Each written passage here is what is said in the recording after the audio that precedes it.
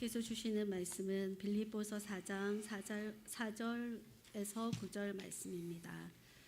주 안에서 항상 기뻐하라. 내가 다시 말하노니 기뻐하라.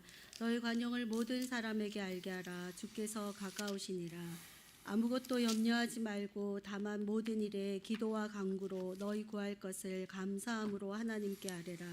그리하면 모든 지각에 뛰어난 하나님의 평강이 그리스도 예수 안에서 너희 마음과 생각을 지키시리라. 끝으로 형제들아, 무엇에든지 참되며 무엇에든지 경건하며 무엇에든지 오르며 무엇에든지 정결하며 무엇에든지 사랑받을 만하며 무엇에든지 칭찬받을 만하며 무슨 덕이 있든지 무슨 기림이 있든지 이것들을 생각하라. 너희는 내게 배우고 받고 듣고 본바를 행하라. 그리하면 평강의 하나님이 너희와 함께 계시리라. 아멘. 아멘. 하나님의 말씀입니다. 오늘은 대강절 둘째 주일을 맞이하여 두 번째 초가 우리 성전을 밝히고 있습니다. 두 번째 초가 상징하는 것은 평화입니다. 이 땅에 평화의 왕으로 오신 예수님께서 이 어두운 세상을 환히 밝혀 주실 것을 믿고, 또 우리는 그 작은 불빛이 되어서 또 예수님 오실 길을 예비하고 그 길을 밝혀드릴 수 있는 그런 우리 성도님들 다 되시기를 바랍니다. 그래서 오늘은 평화에 관한 주제로 말씀을 나눌 텐데요. 우리 교회 어르신 중에 임기자 권사님께서 제게 가끔 이런 안부의 인사를 하실 때가 있습니다. 목사님 잘 사셨지요? 잘 사셨지요? 잘 사셨지요? 라고 질문하실 때마다 저는 네, 권사님 잘 살았습니다 라고 대답은 하지만 인생의 경험이 풍부하신 어르신께서 하시는 질문이기 때문에 네 라고 얘기했지만 사실 그 질문이 저에게는 굉장히 무겁게 다가옵니다. 정말 내가 내 인생을 잘 살고 있는가? 참 대답하기 쉽지 않은 질문인 것 같아요. 여러분들은 어떻습니까? 지난 한 주간 잘 사셨습니까? 일단 네 하고 보셔야죠. 잘 사신 줄로 믿습니다. 잘 살고 싶지만 우리가 살고 있는 세상이 정말 불안합니다. 잘 살 수 없는 세상이에요. 여러분, 우리가 이민자로 이 땅을 살고 있지만 여러분, 정권이 바뀔 때마다 얼마나 불안합니까? 또 어떤 새로운 이민법 때문에 혹시나 내가 불이익을 당하지는 않을까? 아니면 내 가게에서 일하는 종업원이 또 이 일로 인해서 추방당하지는 않을까? 그러면은 사업에 지장이 있고 또 경영하는데 어려움이 있는데 뭐 여러 가지 정말 그 불안한 그런 마음에 우리가 정말 살 얼음을 걷는 것처럼 그렇게 두려운 마음이 우리에게 있습니다. 여러분, 미국에서 MZ 세대라고 하면 보통 10대, 20대, 30대 초반까지를 얘기하는데요. 미국의 MZ 세대 젊은이들이 자살률이 굉장히 높다고 합니다. 그것도 마약, 술이나 마약으로 중독이 되어서 죽는 사람이 자그마치 1년에 10만 명 이상이라고 해요. 엄청나지 않습니까? 이 수치는 사람이 질병에 걸려서 혹은 교통사고로 혹은 전쟁에 나가서 사망하는 수보다도 월등히 높아요. 그러니까 이 세상에서 가장 풍요롭고 안전하다는 이 땅에서 이 땅의 젊은이들이 그렇게 쉽게 술이나 마약에 노출이 되고 거기에 중독이 되어서 죽어가는 삶의 현실, 그들은 두려운 거예요. 제가 보기에는 정말 엄청난 속도로 변화되는 세상 속에서 내가 앞으로 어떻게 살 것인가? 그렇지 않습니까? AI 인공지능이 지금 아무리 대학교를 졸업하고 아무리 공부를 많이 한 사람이라 할지라도 전에는 일단 공부 잘하면 성공이 보장된 사회였는데 지금은 그렇지도 않아요. 일단 엘리트, 와이칼라, 영 프로페셔널들이 제일 삶의 위협을 받고 있습니다. 그러니까 그 불안을 해소하기 위해서 술을 마시거나 심지어 마약에 손을 대어서 죽어가는 이 현실, 이 문제 도대체 어떻게 해결하겠습니까? 그 해법이 오늘 본문에 기록이 되어 있어요. 저는 그렇게 믿습니다. 그것은 바로 오늘 본문 마지막 절에 있습니다. 그리하면 하나님의 평강이 너희와 함께 계시리라. 하나님의 평강이 그들과 함께하면 그들이 그 모든 염려와 불안 속에서 참된 안식과 평안을 누리게 될 줄로 믿습니다. 하나님의 평강이 여러분과 함께 하신다면 여러분의 가정이 불화가 그치고 화목한 가정 될 줄로 믿습니다. 하나님의 평강이 여러분의 기업과 사업장에 함께 하신다면 마찬가지로 편안하게 하나님께서 물질의 복도 넉넉하게 채워주실 줄로 믿습니다. 하나님의 평강이 여러분의 자녀 가운데 함께 하신다면 여러분들이요, 자녀가 어디서 무엇을 하든지 선한 길로, 형통한 길로 인도해 주실 줄로 믿습니다. 하나님의 평강이 우리 교회, 평안교회 함께 하신다면 우리 교회 정말 평안교회 될 줄로 믿습니다. 여러분 믿으셔야 돼요. 하나님의 평강이 능력인 거예요. 오늘 본문 우리가 읽은 빌립보서 너무나 우리에게 익숙한 본문이죠.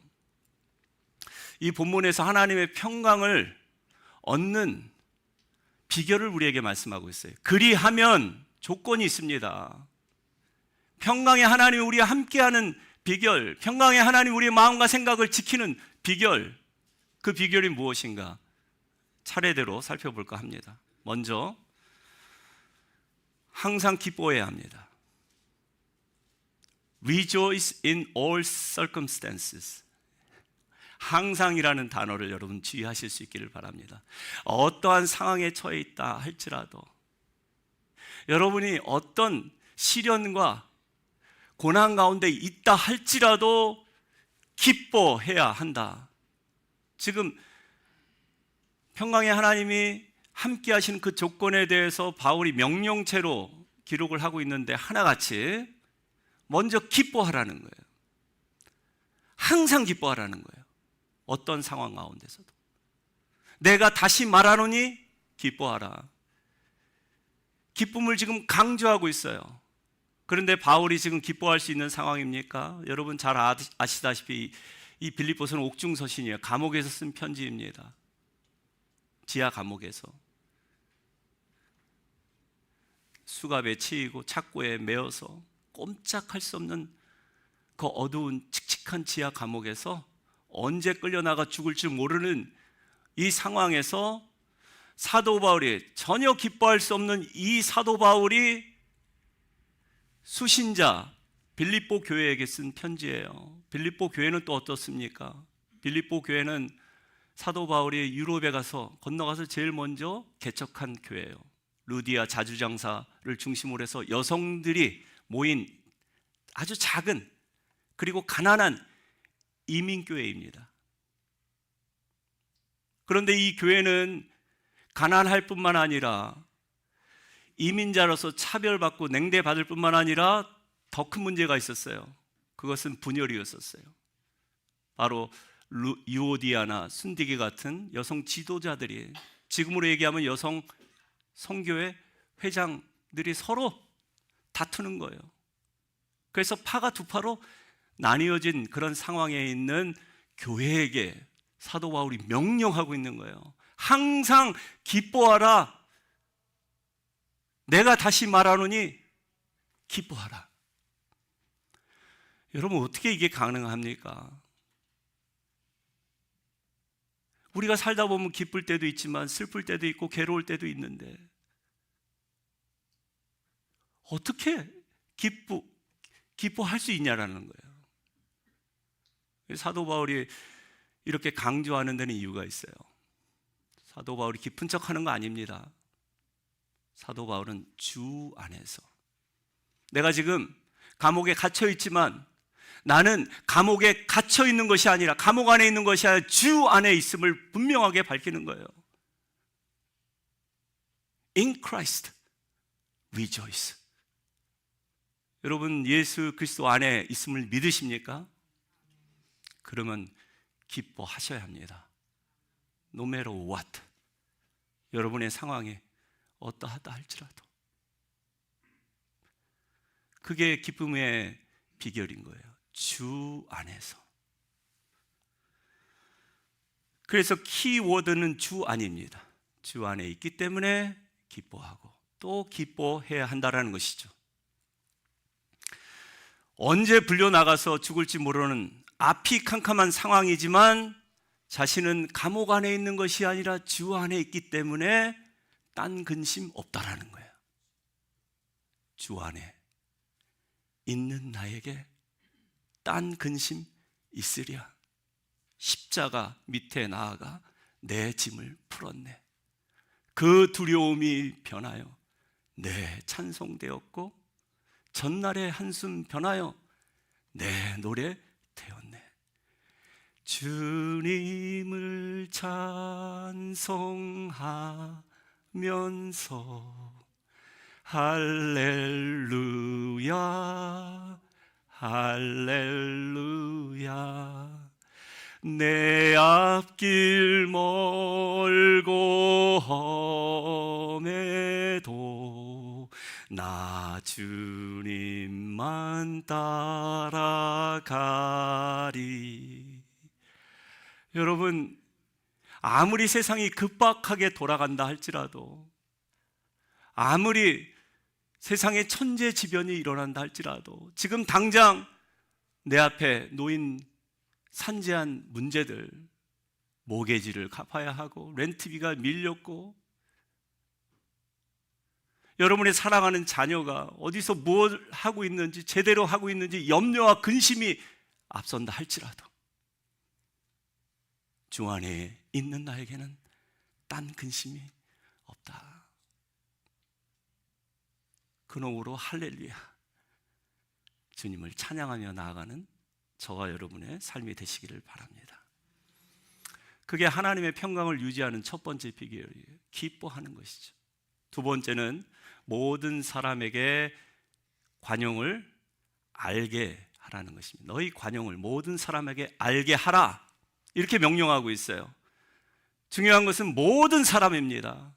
All people.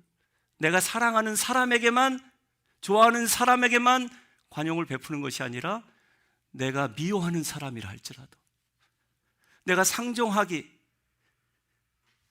부담되는 그런 사람이라 할지라도, 심지어 원수라 할지라도 그 사람에게 너의 관용을 베풀어서 알게 하라, 알게 하라. 수동태로 기록되어 있습니다. 그 사람이 너의 이 친절함, 관대함, 인내심, 오래 참음을 통해서 야, 저 사람 겪어보니까 참 인내심이 많네. 어떻게 저렇게 참지? 참 친절하다. 곁에 두고 싶은 사람이다. 그렇게 말하라는 거예요. 그 사람으로 하여금. 그냥 단순히 너의 관용을 베풀고 그치라는 것이 아닙니다. 그 사람이 알고 깨달을 때까지. 그래서 결국은 내가 그렇게도 전하고 싶은 복음을 들을 때까지. 그들의 삶 가운데 문 밖에 서신 예수 그리스도를 영접하여 예수님을 구주로 모실 때까지 너의 관용을 베풀어서 모든 사람으로 알게 하라는 것입니다. 여러분, 이런 사람에게 염려 근심이 있겠습니까?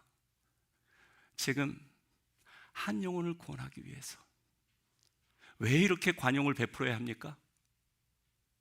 주께서 가까이 오시기 때문에. 이제 다시 오리라, 구원자가 아니라 심판주로, 재림주로 다시 오시겠다고 분명하게 약속하신 예수님의 말씀이기 때문에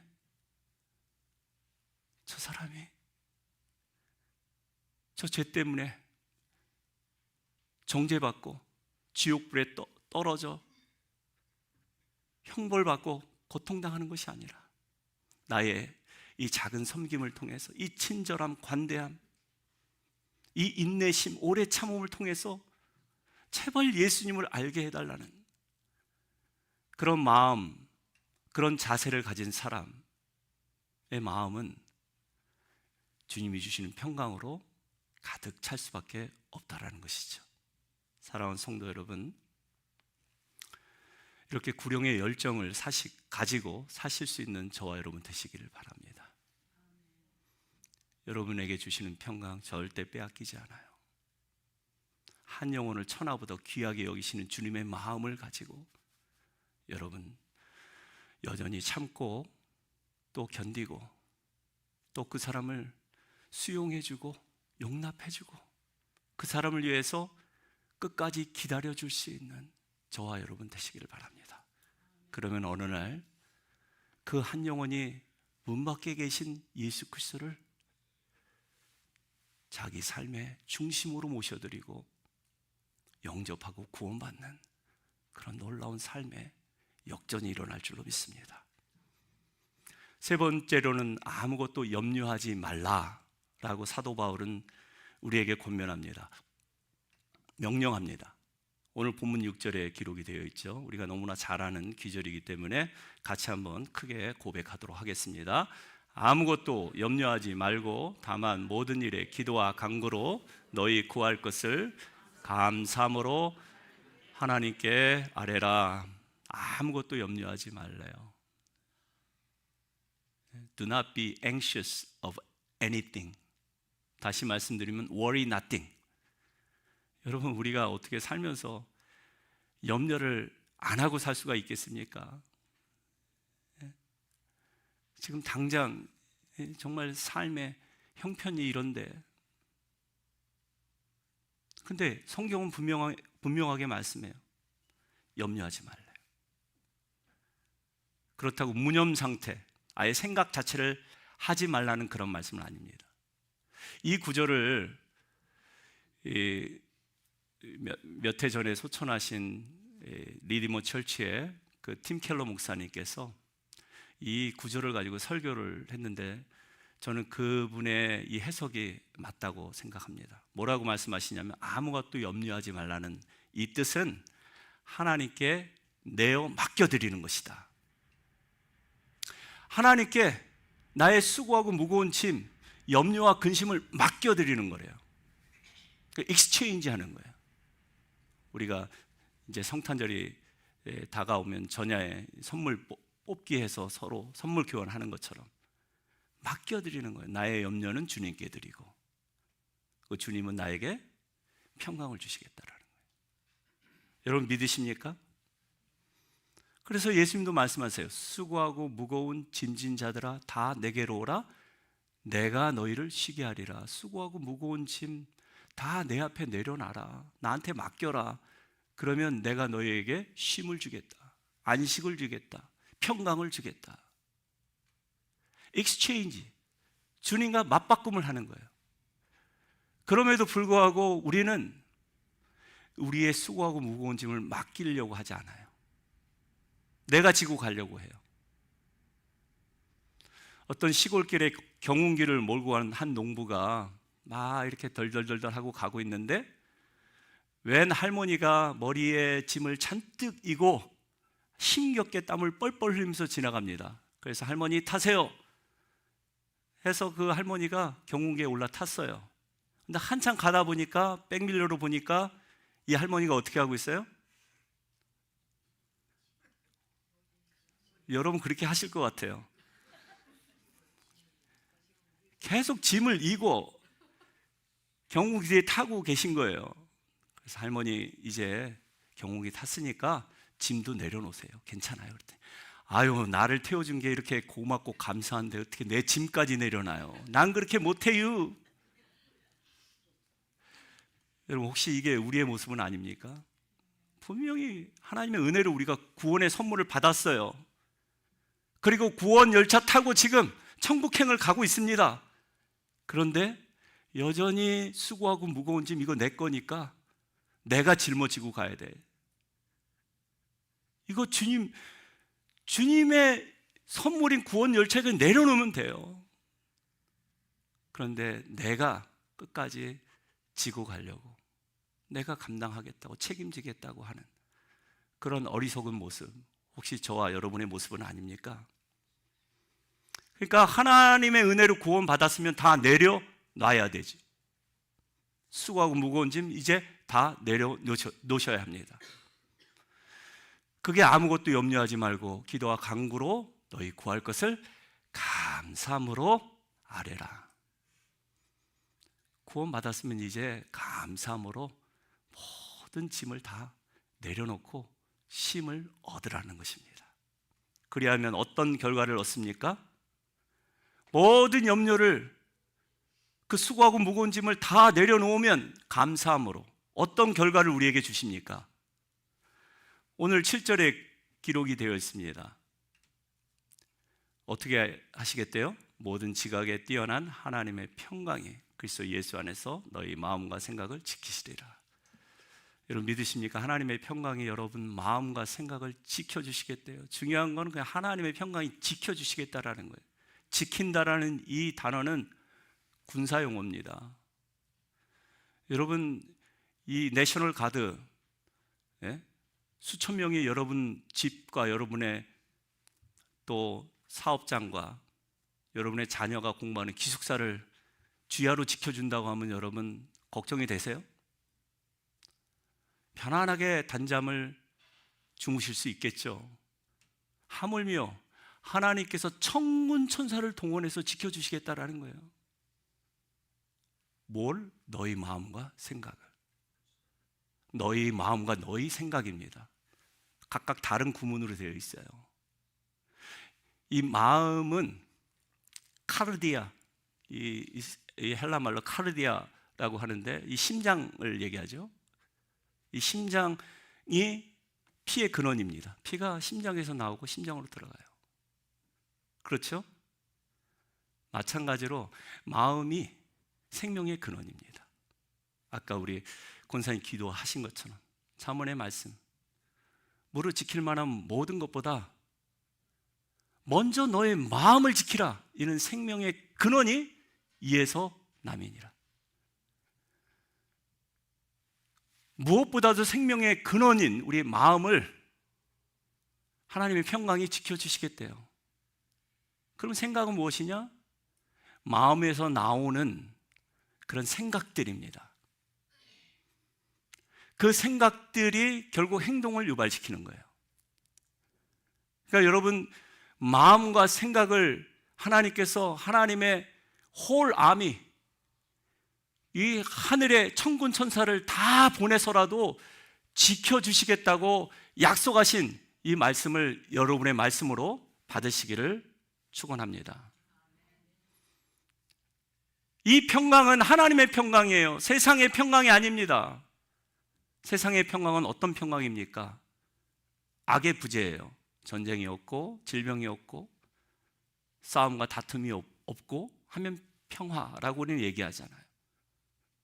악의 부재.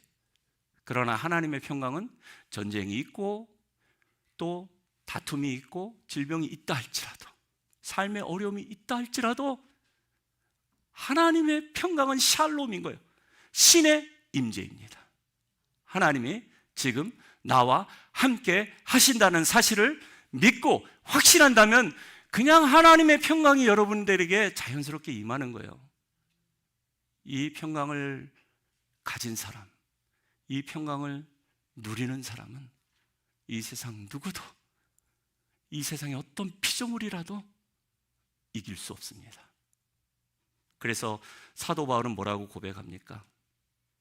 내가 확신하노니 사망이나 생명이나 천사들이나 권세자들이나 현재일이나 장래일이나 능력이나 높음이나 깊음이나 다른 어떤 피조물이라도 우리를 우리 주 그리스도 예수 안에 있는 하나님의 사랑에서 끊을 수 없느니라.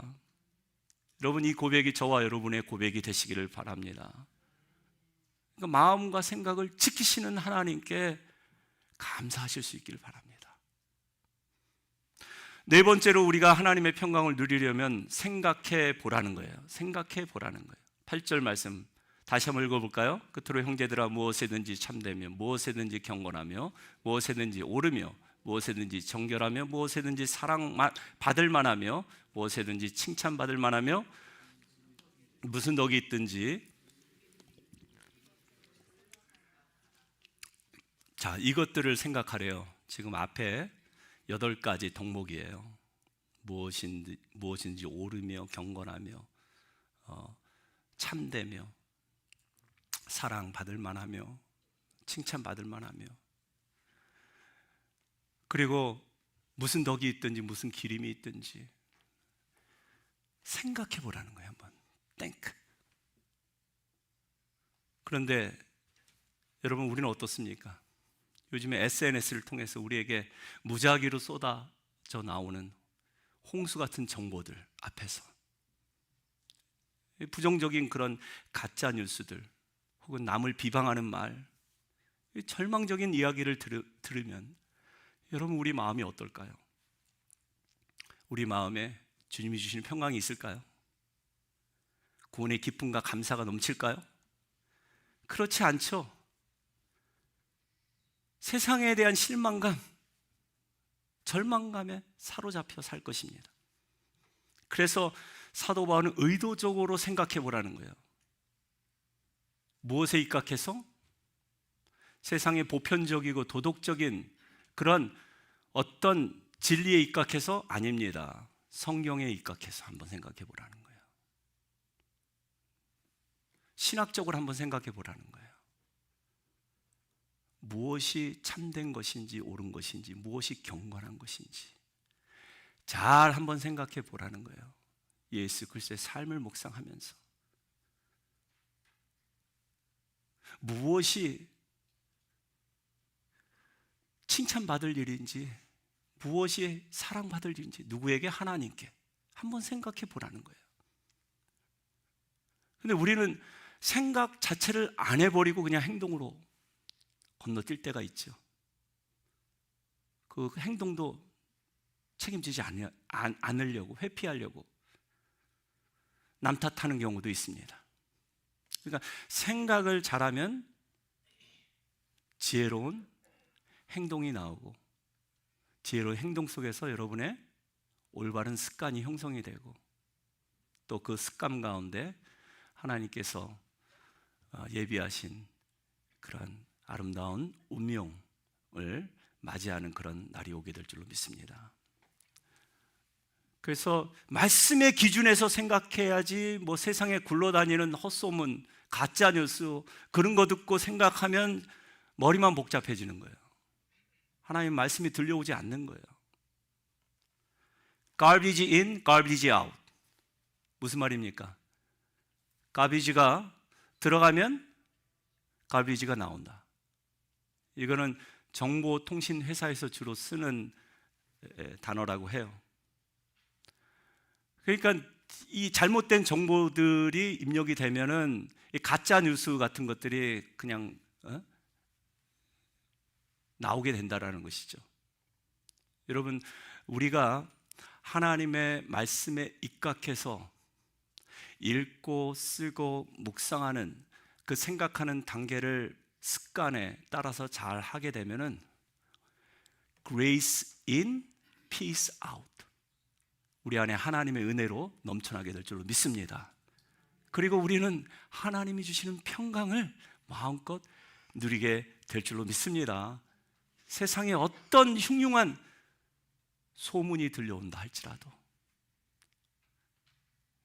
세상이 나를 두렵게 하고 염려 근심에 빠지게 한다 할지라도 여러분의 마음과 생각을 굳건하게 지키고 흔들리지 않는 그런 삶을 살아낼 줄로 믿습니다.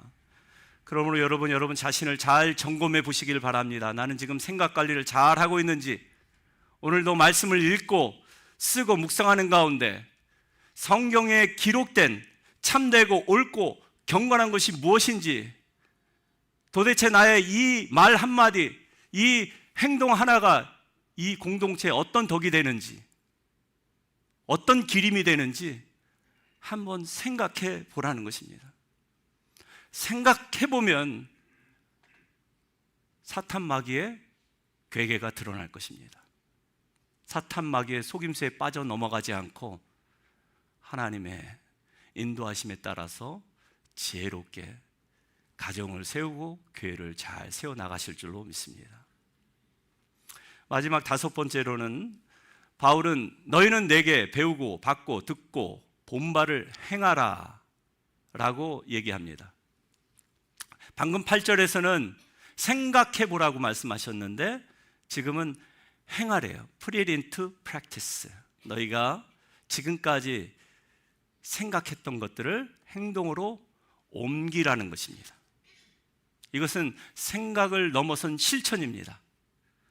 그 8절에 8가지 덕목 생각한 걸로 만족할 것이 아니라 이제는 이것을 삶의 방식으로 내가 실천에 옮김으로써 하나님의 능력을 체험하라는 거예요. 하나님의 함께 하심을 경험하라는 것입니다. 여러분, 말씀이 묵상으로 그치면 마음의 평화를 유지하는 데는 도움이 됩니다. 그런데 삶의 변화를 기대하기는 어려워요. 삶의 궁극적인 변화는 우리가 말씀을 묵상하고 그리고 말씀을 적용하고 말씀대로 순종하며 행할 때 일어나는 역동적인 하나님의 역사입니다.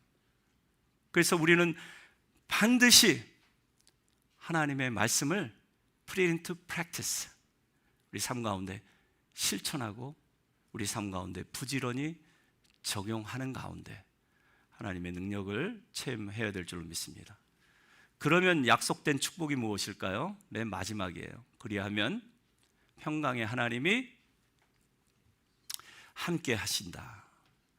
지금 우리가 전에 살펴본 것은 뭐냐면 아무것도 염려하지 말고 오직 기도와 간구로 너희 구할 것을 감사함으로 하나님께 아뢰라. 그리하면 모든 지각에 뛰어난 하나님의 평강이 너희 마음과 생각을 지키시리라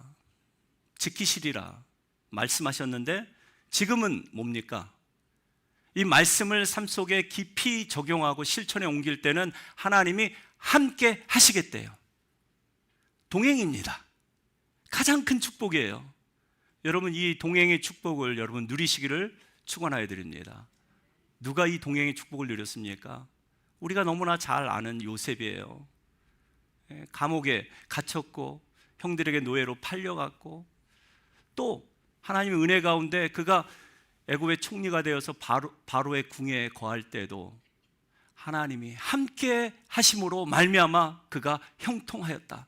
성경은 한결같이 그의 형통에 대해서 하나님의 동행을 얘기합니다. 뿐만 아니라 다윗은 그가 어디를 가든지 누구를 만나든지 이기더라. 백전백승했다고 얘기해요. 왜요? 하나님이 함께 하심으로 말미암아.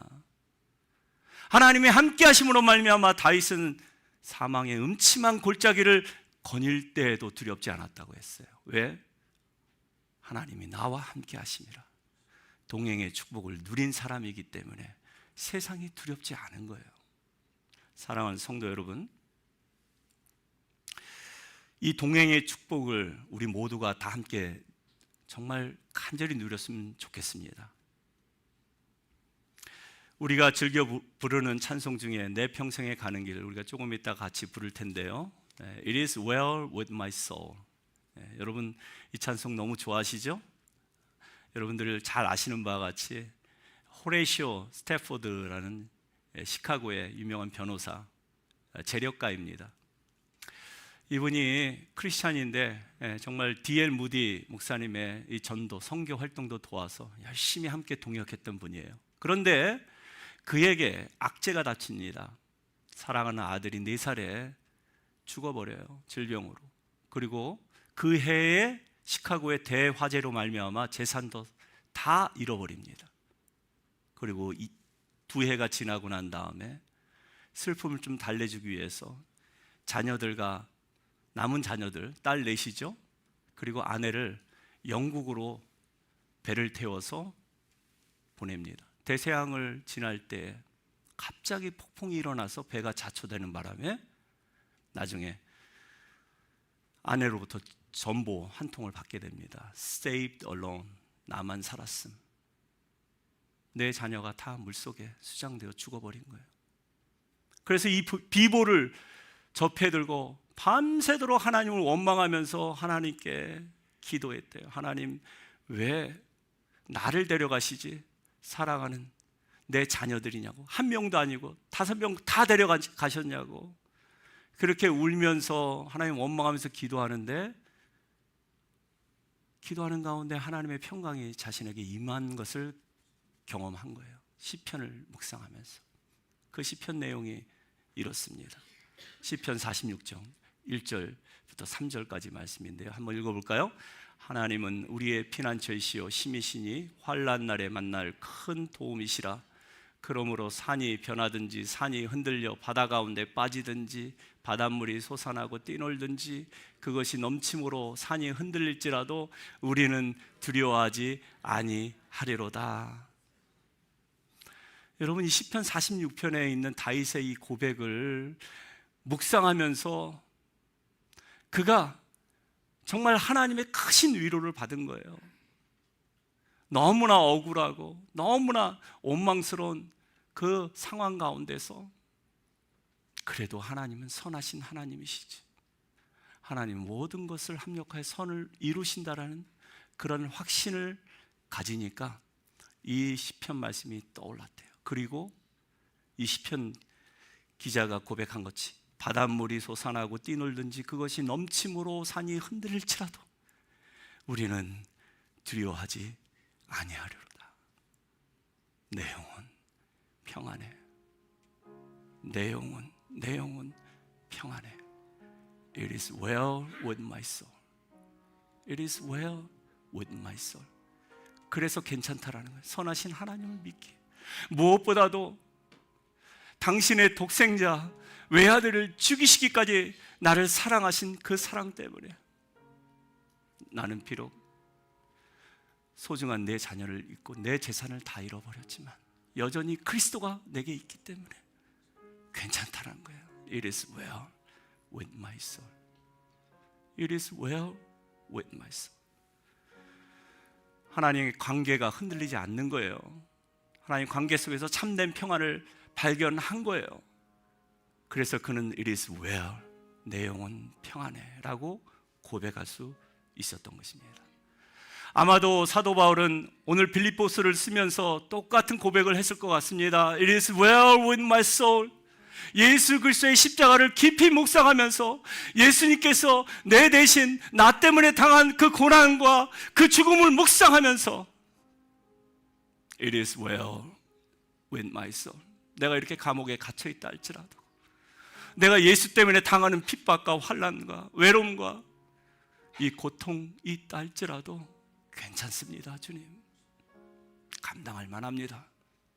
이것이 나의 평안을 빼앗아 갈 수 없습니다. 이제 우리는 이 바울의 편지를 읽고 배우고 받고 든바를 본바를 행할 때입니다. 그러면 언젠가 여러분도 It is well with my soul, 내 영혼 평안해 할 때가 분명히 올 것입니다. 어떤 고난과 어떤 역경이 닥쳐온다 할지라도 하나님이 함께 하시오로 말미암아 얻을 수 있는 하나님의 평강을 누리게 될 것입니다. 그런 평강을 누리시는 저와 여러분 되시기를 바랍니다.